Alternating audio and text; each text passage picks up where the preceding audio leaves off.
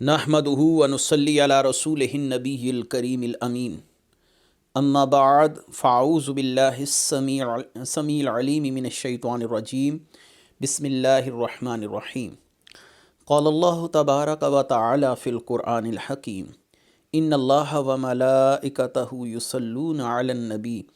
یا ایہا الذین آمنوا صلوا علیہ وسلموا تسلیما الصلاۃ والسلام علیک یا رسول اللہ وعلی آلک و اصحابک یا نبی اللہ۔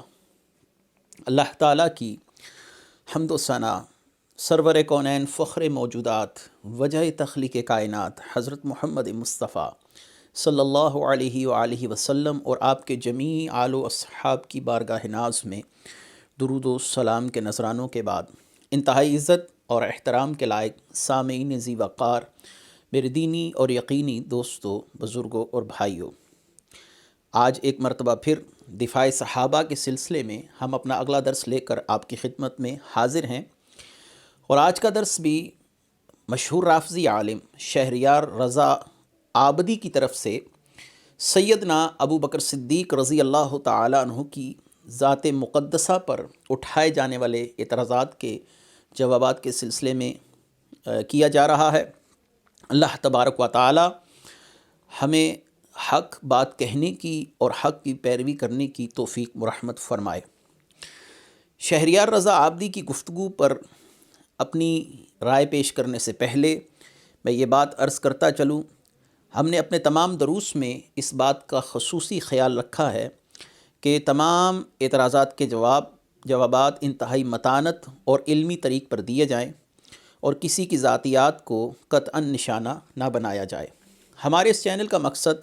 فقط دفاع صحابہ ہے، اور صحابہ کرام کے خلاف جو سوالات وارد کیے جاتے ہیں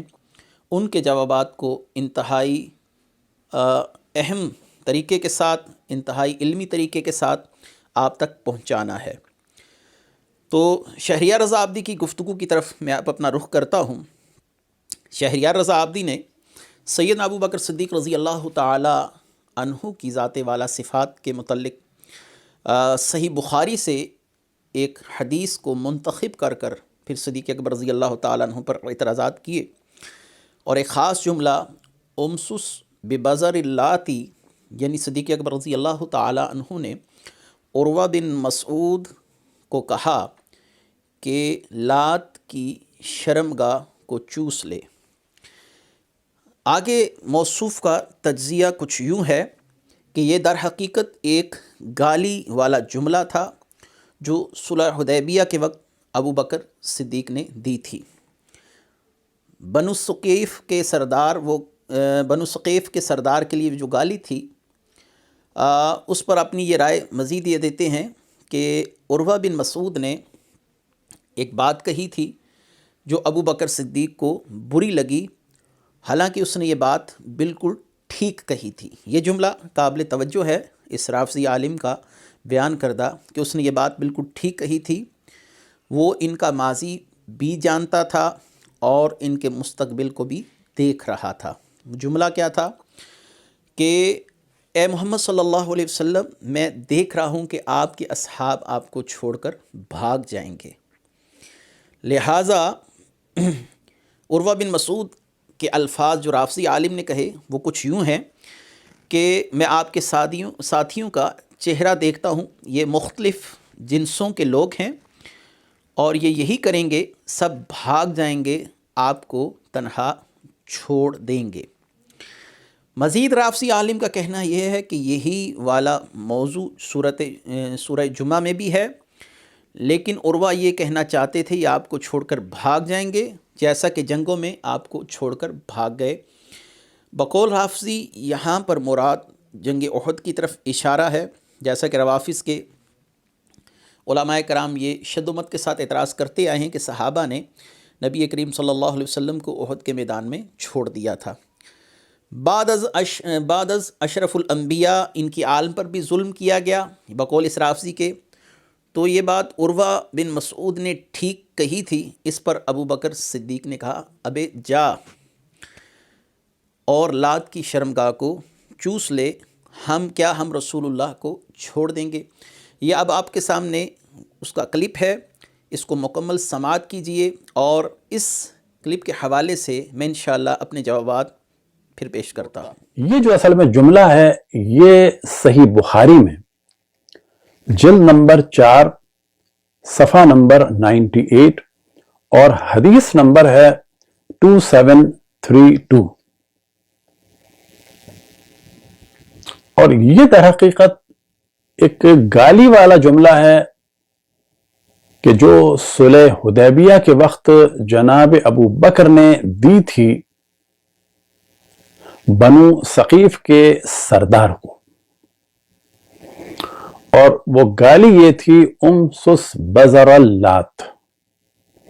اور ترجمہ یہ ہے کہ تو لات جو ایک بت تھا، اصل میں وہ تھا نہیں، تھی، یعنی وہ دیوی تھی، اس کی شرمگاہ کو چوس۔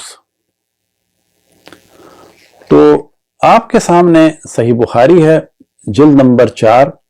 صفحہ نمبر 98 حدیث نمبر 2732، اور یہ طویل حدیث ہے، اس کے پھر صفحہ نمبر 100 پر نیلے سے ہم نے ہائی لائٹ کیا ہے کہ کیا بات ہوئی کہ جو جناب ابو بکر کو بری لگی، لیکن بات جس نے کہی ان کا نام تھا عروہ ابن مسعود۔ عروہ ابن مسعود نے ایک بات کی جو بالکل ٹھیک بات کی،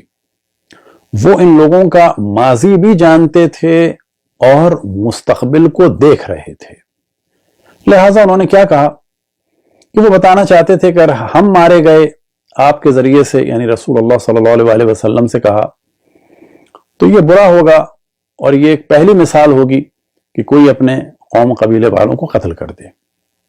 لیکن اگر دوسری بات واقع ہوئی، یعنی ہم آپ پر غالب ہوئے،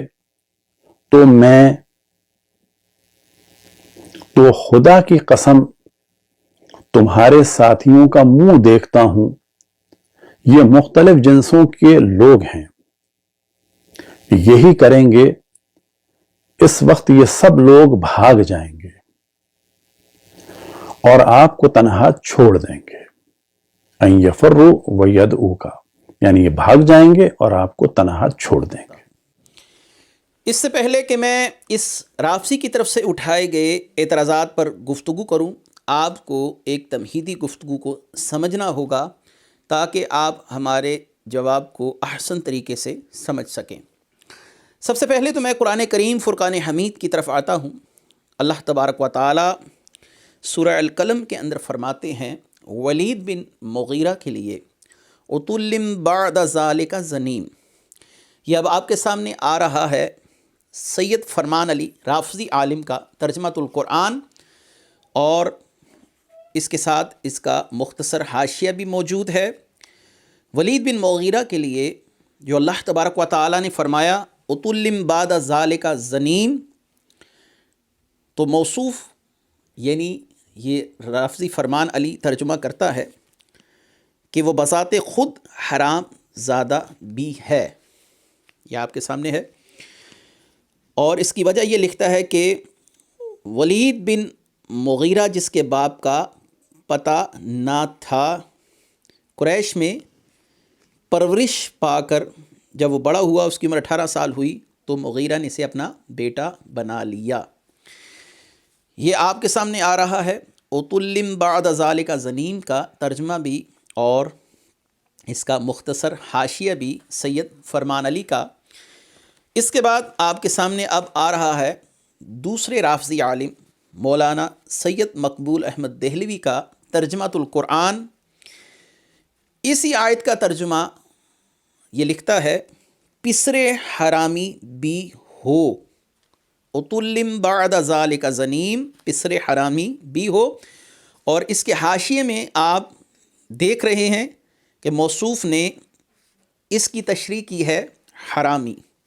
یعنی جو حلالی نہ ہو۔ یہ آپ کے سامنے دو میں نے حوالہ جات خود روافض کی اپنی تفسیر سے سورہ قلم کی تفسیر کے حوالے سے پیش کیے۔ اب یہاں پر ایک بات ہے جو سمجھنا ضروری ہے کہ اللہ تبارک و تعالی اس امر کبیح سے پاک ہے کہ وہ کسی کو گالی دے، اور یہ تو کہنا بھی کفر ہے کہ اللہ تبارک و تعالی نے نعوذ باللہ کسی کو گالی دی۔ اس شخص نے نبی کریم صلی اللہ علیہ وآلہ وسلم کی ذات والا صفات پر اعتراضات کیے۔ اللہ تبارک و تعالی نے کچھ حقیقتوں کا بیان کیا، اور ان میں ایک حقیقت یہ بھی تھی کہ یہ شخص حرامی ہے، یعنی یہ خود حرام زادہ ہے، جیسا کہ میں نے روافظ کی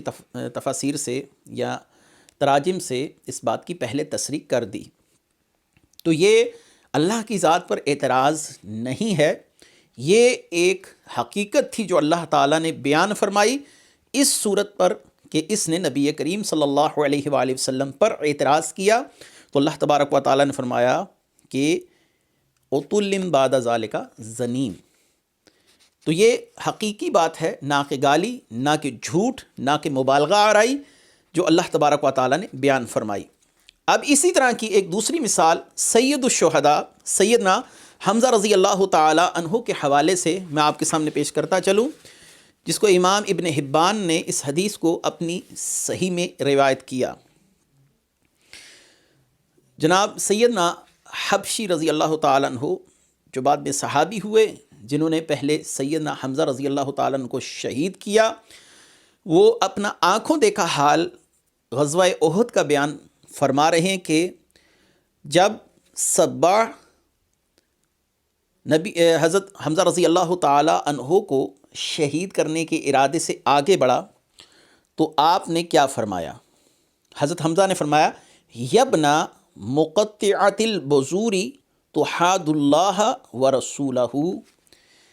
اے ام انمار کے بیٹے، یبنا ام انمار، یبنا مقطعۃ البذور تحاد اللہ و رسولہ، اے ام انمار کے بیٹے، اے عورتوں کی شرمگاہیں کاٹنے والی کے بیٹے۔ تو یہ کوئی گالی نہیں تھی، یہ حقیقت کا بیان تھا، کیونکہ رسول اللہ صلی اللہ علیہ وسلم کے مقابلے پر تلوار لے کر نکلا اور آپ نے ایک حقیقت کا انکشاف کیا، وہ بات کہی جو کہ گالی بھی نہیں، کوئی مبالغہ بھی نہیں، کسی جھوٹ کی ادھر گنجائش نہیں۔ اور سیرت ابن ہشام ہو یا دیگر کتابیں ہوں سیرت کی، اس میں یہ بات لکھی ہے کہ حضرت حمزہ رضی اللہ تعالیٰ عنہ کا صباح کو یہ کہنا کہ اے عورتوں کی شرمگاہیں کاٹنے والی کے بیٹے، یہ حقیقت پر مبنی بات تھی، کیونکہ اس کی ماں یہی کام کیا کرتی تھی۔ تو یہاں تک آپ نے دو مثالوں سے اس بات کو سمجھ لیا کہ جب اللہ کے رسول کے مقابلے پر کوئی آیا اور اس کی حقیقت کو واضح کیا گیا، تو یہ قرآن کریم سے بھی ایک مثال آپ کے سامنے میں نے پیش کی، سید الشہداء رضی اللہ تعالی عنہ کے حوالے سے بھی آپ کے سامنے ایک مثال پیش کی جا چکی ہے۔ اب میں اصل موضوع کی طرف لوٹتا ہوں۔ وہ اصل موضوع کیا ہے اور حضرت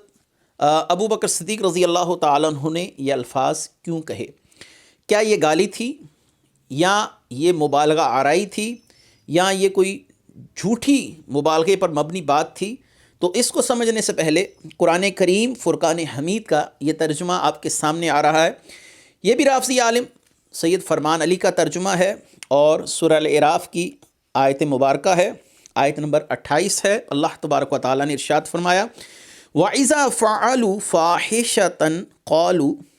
وَجَدْنَا عَلَيْهَا آبَاءَنَا وَاللَّهُ أَمَرَنَا بِهَا قُلْ إِنَّ اللَّهَ لَا يَأْمُرُ بِالْفَحْشَاءِ۔ ترجمہ یہ کرتا ہے، اور وہ لوگ جب کوئی برا کام کرتے ہیں تو کہتے ہیں کہ ہم نے اسی طریق پر اپنے باپ داداؤں کو پایا، اور خدا نے بھی یہی حکم دیا ہے۔ اے رسول تم صاف کہہ دو کہ خدا ہرگز برے کام کا حکم نہیں دیتا۔ فرمان علی اسی آیت کے حاشیے میں لکھتا ہے اسلام سے قبل عربیوں کی دور جاہلیت کے عرب لوگوں کی عادت تھی کہ وہ برہنہ ہو کر خانہ کعبہ کا طواف کرتے تھے،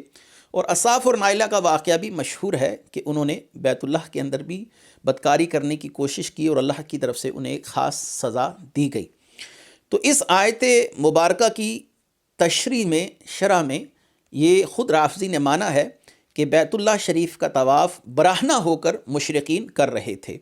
یعنی اخلاقی طور پر یہ گری ہوئی قوم تھی اور ایسے بے حیائی کے افعال سر انجام دے رہی تھی جس کو قرآن کریم نے بھی بیان فرمایا۔ اور اب اس کے بعد میں صحیح مسلم کی طرف آ رہا ہوں۔ آپ کے سامنے صحیح مسلم شریف کا باب ہے، اور اس باب کا نام امام مسلم رحمۃ اللہ علیہ نے رکھا ہے۔ یہ آپ کے سامنے ہے، لا یحج البیت مشرک ولا یطوف بالبیت عریان و بیان یوم الحج الاکبر۔ مشرک کے حج اور برہنہ ہو کے طواف کرنے کی ممانعت اور حج اکبر کا بیان، و بیان یوم الحج الاکبر۔ یہاں پر جو لفظ ہے عریان و بیان یوم الحج الاکبر، برہنہ ہو کر حج کرنے کی یا طواف کرنے کی ممانعت مشرقین کے لیے، اور آگے پھر انہوں نے ایک حدیث مبارکہ نقل کی، یہ آپ کے سامنے آ رہی ہے۔ میں صرف اختصار کے ساتھ اس کا ترجمہ پڑھ دیتا ہوں۔ حضرت ابو ہریرہ فرماتے ہیں کہ حجۃ الوداع سے پہلے رسول اللہ صلی اللہ علیہ وسلم نے جس حج کا امیر سیدنا ابو بکر صدیق رضی اللہ تعالیٰ عنہ کو بنایا تھا، اس حج کے موقع پر سیدنا ابو بکر صدیق نے مجھے قربانی کے دن ایک جماعت کے ساتھ یہ اعلان کرنے کے لیے بھیجا تھا کہ اس سال کے بعد کوئی مشرک حج نہ کرے گا اور کوئی شخص برہنہ ہو کر بیت اللہ کا طواف نہ کرے۔ تو بیت اللہ شریف کا برہنہ ہو کے طواف کرنا، یہ صحیح مسلم اور خود رافضیوں کی تفسیر سے میں نے آپ کے سامنے پیش کیا کہ بیت اللہ کے اندر ایسے غیر اخلاقی افعال سر انجام دیے جا رہے تھے۔ جب اپنا لباس ہی اتار دیا تو پھر پیچھے کون سا معاملہ وہ جو نہ کرتے ہوں مشرکین۔ نبی کریم صلی اللہ علیہ وسلم کی حدیث ہے، یہ آپ کے سامنے آ رہی ہے صحیح ابن حبان کی۔ رسول اللہ صلی اللہ علیہ وسلم نے فرمایا، اذا لم تستحی فاصنع ما شئت، کہ جب تجھے حیا نہ رہے تو جو چاہے کر۔ جب قوم ہی بے حیا ہو چکی تھی تو پھر وہ جو چاہے کرتی، ان کے لیے کون سا معاملہ غیرت والا معاملہ تھا۔ بہرحال اس گفتگو کے بعد اب میں اس بات کی طرف لوٹتا ہوں جو سیدنا ابو بکر صدیق رضی اللہ تعالی عنہ نے عروہ بن مسعود سے بات کہی کہ جا اور اپنے بت کی، یعنی جو ایک دیوی تھی لات، اس کی شرمگاہ کو چوس لے۔ تو یہ بات کوئی گالی نہیں تھی، حقیقت پر مبنی تھی، اگرچہ عرف میں ہم اس کو گالی سمجھے، جیسے کہ حرامی ہماری زبان میں عرفاً ایک گالی ہے، لیکن اللہ تعالیٰ نے وہاں پر جو بیان کیا سورہ قلم میں وہ حقیقت پر مبنی گفتگو ہے۔ سیدنا ابو بکر صدیق رضی اللہ تعالی عنہ سے یہ جو بات کہی گئی، یہ آپ کے سامنے میں بخاری شریف سے پیش کرنے جا رہا ہوں، اور اس پوری بات کا سیاق و سباق کیا ہے وہ بھی آپ کے سامنے انشاءاللہ میں پیش کرتا ہوں۔ عروہ بن مسعود نے کہا کہ اے محمد صلی اللہ علیہ وآلہ وسلم، میں آپ کے گرد ایسے لوگوں کو دیکھ رہا ہوں جو آپ کو چھوڑ کر بھاگ جائیں گے۔ تو سیدنا ابو بکر صدیق رضی اللہ تعالی عنہ نے اس پر اپنا رد عمل ظاہر کیا اور فرمایا، فقال له ابو بکر امسس ببذر اللات انحن نفر عنہ وندعوہ، کہ ابو بکر صدیق کے الفاظ یہ تھے کہ تو لات بت کی فرج چوس، کیا ہم آپ صلی اللہ علیہ وسلم سے بھاگ جائیں گے اور آپ کو چھوڑ دیں گے؟ یہ وہ بات ہے جس کو لے کر اس رافضی نے شور شرابہ کیا کہ ابو بکر صدیق نے گالی دی۔ بالفرض ہم اس بات کو تسلیم بھی کر لیں کہ یہ گالی تھی، تو پھر دوسرا اہم سوال جو اس مسئلہ پر ہمارے سامنے آ رہا ہے وہ کیا ہے؟ وہ یہ ہے کہ نبی کریم صلی اللہ علیہ وآلہ وسلم کے سامنے یہ عمل کیا گیا اور آپ صلی اللہ علیہ وآلہ وسلم نے صدیق اکبر رضی اللہ تعالیٰ عنہ کے اس جملہ پر کوئی اعتراض نہیں کیا، اور اس کی وجہ بھی میں بیان کرتا ہوں کہ صدیق اکبر نے اتنی سختی والی بات اس شخص سے کیوں کہی۔ لیکن پہلی بات تو یہ ہے کہ رسول اللہ صلی اللہ علیہ وآلہ وسلم کے سامنے یہ بات کہی گئی، اور یہ آپ کے سامنے آ رہی ہے البحر المحیط امام بدر الدین زرکشی کی، آپ کہتے ہیں اما سقوط النبی صلی اللہ علیہ وسلم عن الشیء یفعل بحضرته ولا ينکرہ فدلیل الجواز، نبی کریم صلی اللہ علیہ وسلم کا کسی چیز پر جو آپ کے روبرو پیش آئی ہو سکوت فرمانا اور اسے منع نہ کرنا، یہ اس کے جواز کی دلیل ہے، جس کو آپ حدیث تقریری کہتے ہیں۔ صدیق اکبر رضی اللہ تعالیٰ عنہ نے تو اس سے خطاب کر کے یہ بات کہہ دی، لیکن رسول اللہ صلی اللہ علیہ وآلہ وسلم نے اس پر خاموشی اختیار فرمائی۔ اگر یہ گالی ہوتی یا حقیقت پر مبنی گفتگو نہ ہوتی تو نبی کریم صلی اللہ علیہ وسلم اس پر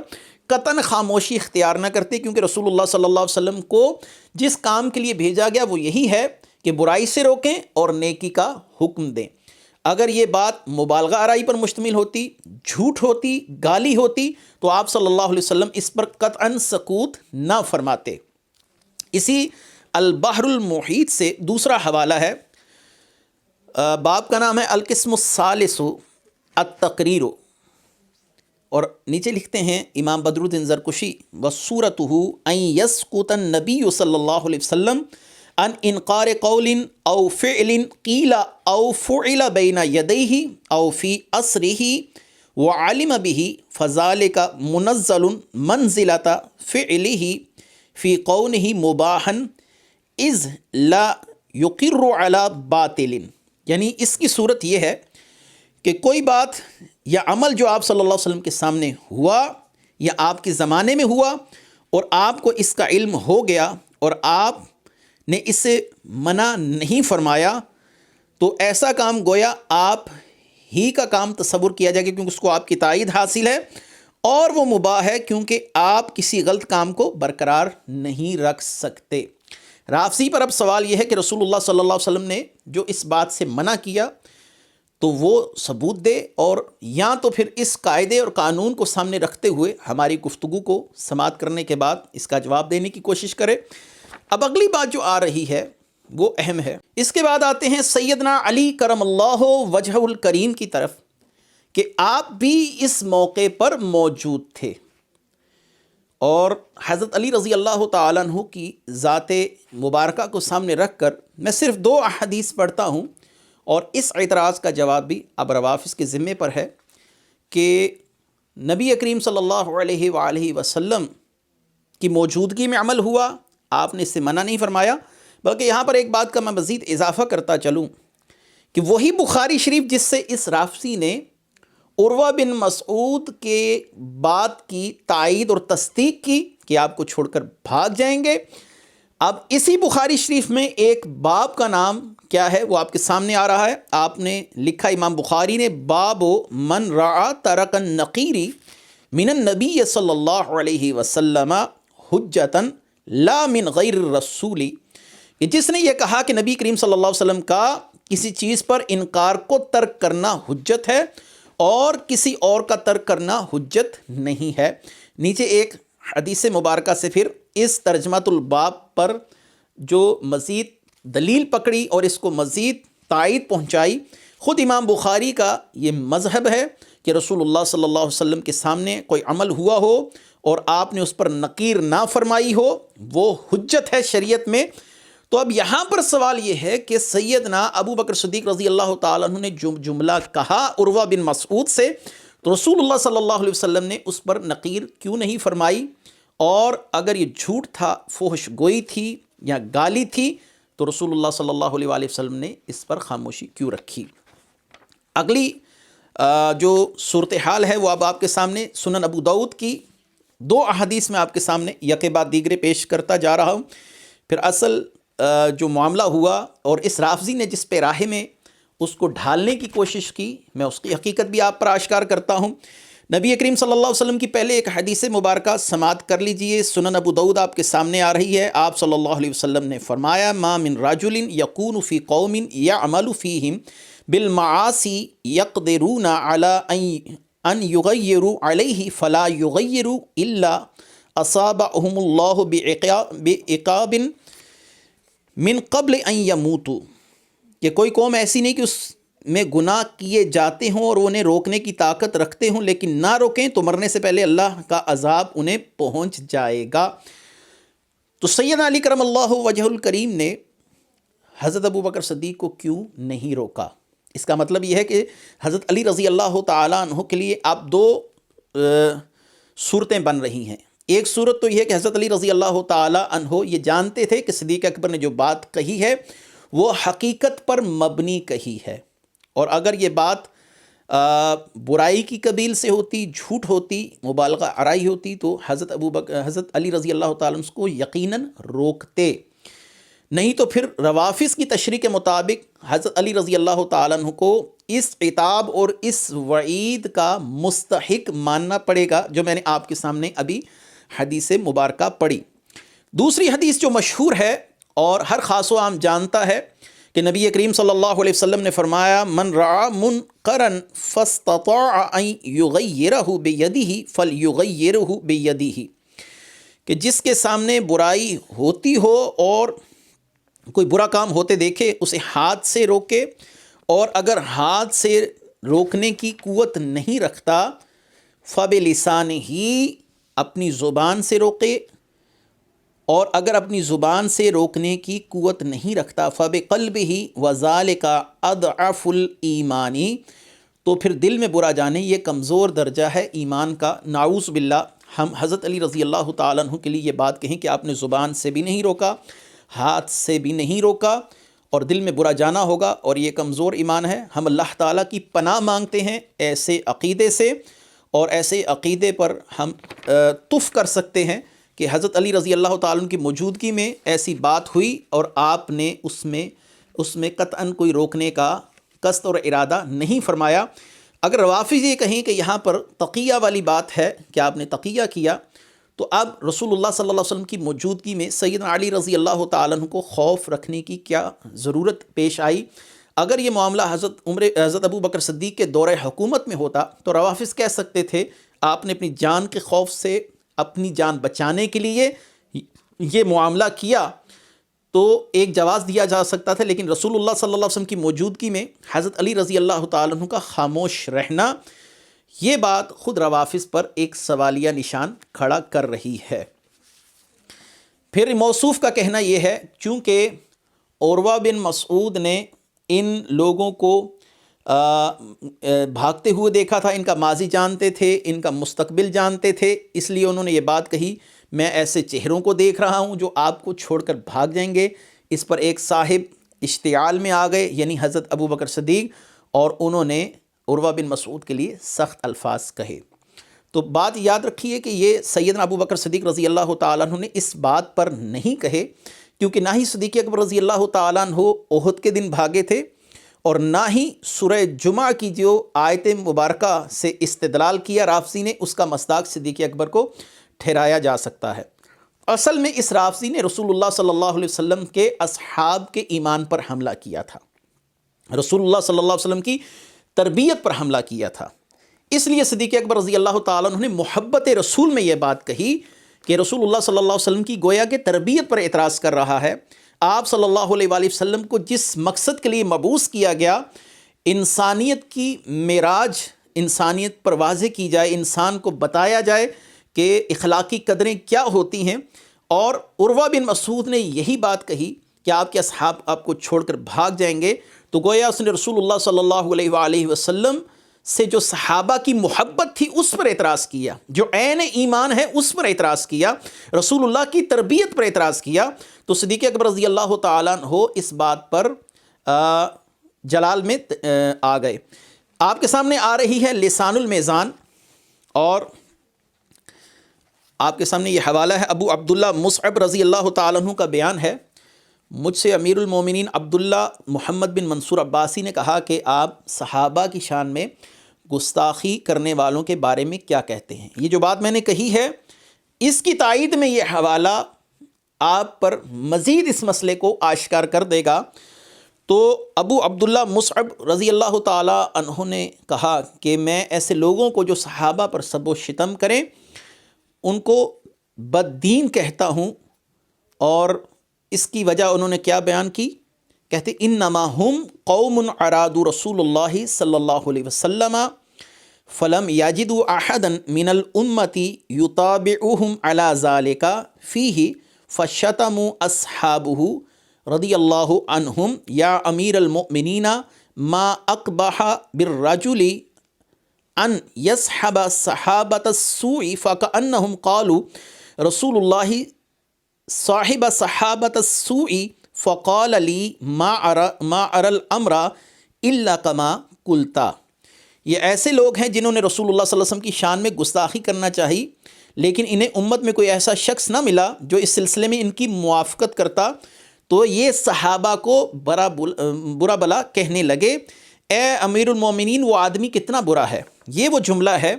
جو اس معاملے کی صورتحال سے عین موافقت رکھتا ہے۔ ابو عبداللہ مصعب کہہ رہے ہیں کہ اے امیر المومنین وہ شخص کتنا برا ہے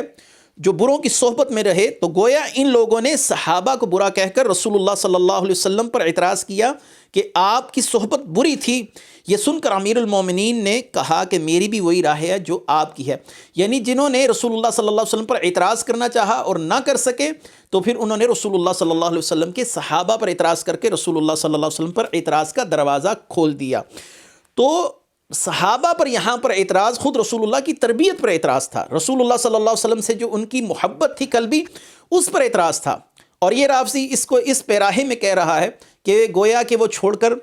بھاگ گئے تھے، بھاگنے والے تھے، ان کا ماضی جانتے تھے، لہٰذا یہ گفتگو اس نے اس پیراہے کے اندر ڈھال دی جو کہ صراحتاً غلط ہے۔ اب میں اس مسئلے کی طرف آتا ہوں، کیا احد کے دن نبی کریم صلی اللہ علیہ وآلہ وسلم کو شیخین کریمین چھوڑ کر بھاگ گئے تھے؟ آپ کے سامنے آ رہی ہے مجمع الزوائد، اور یاد رہے کہ یہ حدیث مسند امام احمد بن حنبل مستدرک میں بھی موجود ہے، اور امام ذہبی نے اس کی سند کو صحیح کہا ہے۔ ابو سفیان نے احد والے دن پہاڑ کے نچلے حصے سے بلند آواز میں 2 مرتبہ کہا کہ حبل، سر بلند ہو، یعنی اپنے بت کے لیے نعرہ لگایا، اور پھر اس کے بعد اس نے کیا کہا؟ اس نے کہا این ابن ابی کبشہ، ابی کبشہ کہاں ہے؟ پھر اس نے دوسرا سوال کیا این ابن ابی قحافہ، ابو بکر صدیق کہاں ہیں؟ این ابن الخطاب، عمر فاروق رضی اللہ تعالیٰ عنہ کے متعلق پوچھا وہ کہاں ہیں؟ تو حضرت عمر فاروق رضی اللہ تعالیٰ عنہ نے رسول اللہ صلی اللہ علیہ وسلم سے کیا کہا؟ افلا اجیبہ یا رسول اللہ صلی اللہ علیہ وسلم؟ قال بلا، کیا یا رسول اللہ صلی اللہ علیہ وسلم میں ان کو جواب نہ دوں؟ تو نبی کریم صلی اللہ علیہ وآلہ وسلم نے فرمایا بالکل، یعنی ٹھیک ہے آپ ان کو جواب دیں۔ تو حضرت عمر فاروق رضی اللہ تعالیٰ عنہ نے، میں حدیث کو منتخب مقام سے پڑھ رہا ہوں آگے چل کر، آپ نے فرمایا وَحَاذَا ابو بکرین، احد کے میدان میں جنگ کے آخری مراحل میں حضرت عمر فاروق کہہ رہے ہیں وَحَاذَا ابو بکرین، یہ ہیں ابو بکر، وَحَا أَنَا ذَا عمر، اور میں ہوں عمر، یعنی یہاں پر ہیں عمر، اور عمر بھی موجود ہوں۔ اور ابو سفیان نے فوراً کہا، حضرت عمر فاروق نے مزید فرمایا حاذا رسول اللہ صلی اللہ علیہ وسلم وحاذا ابو بکر وہا انا ذا عمر، کہ یہ ہیں رسول اللہ صلی اللہ علیہ وسلم، یہ ہیں ابو بکر صدیق، اور میں عمر بھی موجود ہوں۔ تو ابو سفیان نے آگے سے کہا یوم بیوم بدر الایام دول وان الحرب سجال، کہ آج کا دن بدر کے دن کا بدلہ ہے، اور دنوں میں الٹ پھیر ہوتا رہتا ہے، یعنی دن پلٹتے رہتے ہیں، اور جنگ ڈول کی طرح ہے، اور جن لوگوں نے ہماری طرف سے آپ لوگوں کے شہداء کا مصلح کیا اس میں ہماری رضا شامل نہیں تھی۔ اس کا مطلب یہ بات جنگ احد کے آخری مرحلوں میں کی جا رہی ہے۔ حضرت عمر فاروق نے فرمایا وحاذا رسول اللہ، رسول اللہ بھی یہیں پر ہیں، ابو بکر بھی یہیں پر ہیں، اور عمر بھی یہاں پر موجود ہے۔ یہ اس مشہور اعتراض کا جواب ہے، روافض کی طرف سے شیخین کریمین پر اٹھایا جاتا ہے کہ انہوں نے رسول اللہ صلی اللہ علیہ وسلم کا ساتھ چھوڑ دیا تھا۔ اب میں آ رہا ہوں رافضیوں کی مشہور تفسیر مجمع البیان، ان کے علامہ طبرسی کی، اس نے اپنی تفسیر میں سورہ ال عمران کی آیت نمبر 155 کی تفسیر کے تحت لکھا، وَذَكَرَ ابو القاسم البلخی، ابو القاسم بلخی نے کہا کہ رسول اللہ صلی اللہ علیہ وسلم کے ساتھ جو لوگ پیچھے رہ گئے تھے یوم احد الا ثلاثۃ عشر نفسا، خمسۃ من المہاجرین و ثمانیۃ من الانصار، فاما المہاجرون فعلی و ابو بکر و طلحۃ و عبد الرحمن ابن عوف و سعد بن ابی وقاص وقد اختلف فی الجمیع الا فی علی و طلحۃ، کہ رسول اللہ صلی اللہ علیہ وسلم کے ساتھ 13 افراد رہ گئے تھے، جن میں 5 مہاجرین میں سے تھے اور 8 انصار میں سے تھے، اور مہاجرین میں سے مولا علی، ابو بکر رضی اللہ تعالی عنہ، طلحہ، عبد الرحمن بن عوف اور سعد بن ابی وقاص تھے۔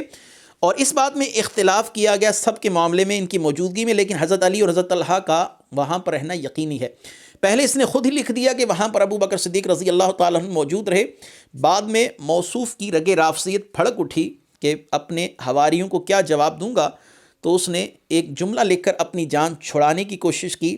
وقد اختلف فی الجمیع، ان سب کے معاملے میں اختلاف ہے، یعنی دونوں طرف آرائیں پائی جاتی ہیں۔ تو جب ایک بات تمہارے اپنے بڑے اکابر میں سے ایک شخص پر واضح نہیں ہے، اس نے کہا یہ ایک اختلافی بات ہے، تو تم کس طرح وثوق سے یہ کہہ سکتے ہو کہ صدیق اکبر رضی اللہ تعالیٰ عنہ میدان احد چھوڑ کر بھاگ گئے تھے؟ آگے موصوف نے کہا کہ اس بات کا بیان تو سورہ جمعہ میں بھی موجود ہے کہ یہ لوگ رسول اللہ صلی اللہ علیہ وسلم کو بوقت خطبہ جمعہ چھوڑ کر بھاگ گئے تھے۔ آپ کے سامنے آ رہی ہے صحیح ابن حبان، اور صحیح ابن حبان کی حدیث نمبر 6877۔ حضرت جابر بن عبداللہ انصاری کہتے ہیں کہ مدینے میں